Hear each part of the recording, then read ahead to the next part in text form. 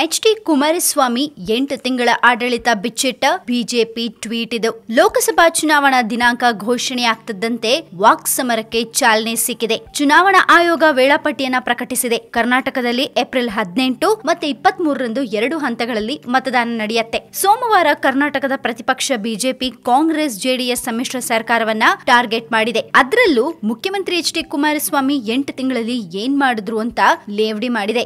JDS ಕೂಡ ಬಿಜೆಪಿಯ ಟ್ವೀಟ್ಗಳಿಗೆ ತಕ್ಕ ಉತ್ತರವನ್ನ ಕೊಟ್ಟಿದೆ. ಚುನಾವಣಾ ದಿನಾಂಕ ಘೋಷಣೆಯಾದ ಮರುದಿನಾನೇ ಸಾಮಾಜಿಕ ಜಾಲತಾಣದಲ್ಲಿ ಆಡಳಿತ ಮತ್ತೆ ಪ್ರತಿಪಕ್ಷಗಳ ನಡುವೆ ವಾಕ್ಸಮರ ಆರಂಭವಾಗಿದೆ. 2018ರ ಕರ್ನಾಟಕ ವಿಧಾನಸಭೆ ಚುನಾವಣೆಯಲ್ಲಿ 104 ಸ್ಥಾನಗಳನ್ನ ಗಳಿಸಿ ಬಹುದೊಡ್ಡ ಪಕ್ಷವಾದ ಬಿಜೆಪಿಗೆ ಅಧಿಕಾರ ಮಾತ್ರ ಸಿಕ್ಕಿಲ್ಲ. ಕಾಂಗ್ರೆಸ್ ಜೆಡಿಎಸ್ ಮೈತ್ರಿಯಿಂದಾಗಿ ಬಿಜೆಪಿ ಪ್ರತಿಪಕ್ಷದಲ್ಲಿ ಕೂತ್ಕೊಳ್ಬೇಕಾಗಿ ಬಂದಿದೆ. 1ರಿಂದ 8ನೇ ತಿಂಗಳ ತನಕ ಎಚ್.ಡಿ. ಕುಮಾರಸ್ವಾಮಿ ಅವರ ಆಡಳಿತ ಹೇಗಿತ್ತು ಅಂತ ಕರ್ನಾಟಕ ಬಿಜೆಪಿ ಟ್ವೀಟ್ ಮಾಡಿದೆ. ಮುಖ್ಯಮಂತ್ರಿ ಸ್ಥಾನ ಅವರ ಕುಟುಂಬದ ಬೇಡಿಕೆಗಳನ್ನ ಈಡೇರಿಸೋಕೆ ಮಾತ್ರ ಅಂತ ಲೇವಡಿ ಮಾಡಿದೆ.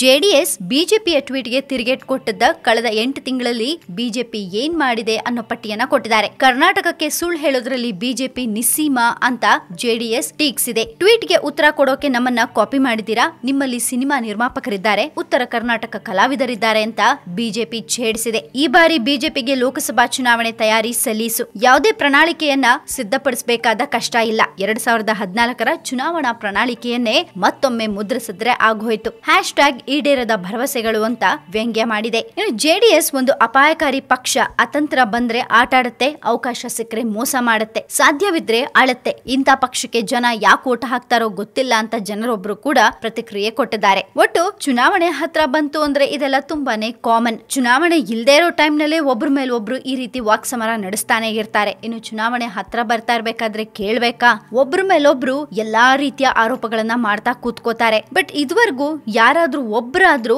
ಜನಸೇವೆ ಮಾಡ್ಬೇಕು ಅಥವಾ ದೇಶನ ಅಭಿವೃದ್ಧಿ ಪಡಿಸಬೇಕು ಅನ್ನೋ ಆಲೋಚನೆಯಿಂದ ಮಾತಾಡ್ತಾರಾ ಅನ್ನೋದು ಮಾತ್ರ ನಿಜಕ್ಕೂ ಆಶ್ಚರ್ಯ ಆಗತ್ತೆ.